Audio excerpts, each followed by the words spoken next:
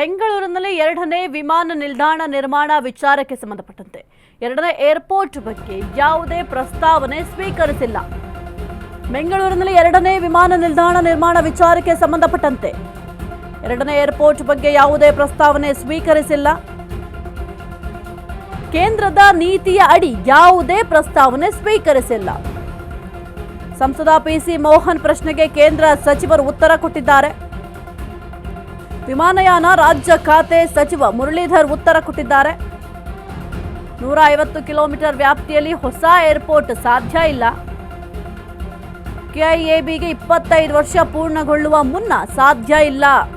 ಬೆಂಗಳೂರಿನಲ್ಲಿ ಹೊಸ ವಿಮಾನ ನಿಲ್ದಾಣ ನಿರ್ಮಾಣ ಅಥವಾ ಎಚ್ಎಎಲ್ನ ವಾಣಿಜ್ಯ ಬಳಕೆಗೆ ಅನುಮತಿ ಅಗತ್ಯ. ಕೆಎಬಿ ಲಿಮಿಟ್ನಿಂದ ಅನುಮತಿ ಅಗತ್ಯ ಅಂತ ಉತ್ತರ ಕೊಟ್ಟಿದ್ದಾರೆ.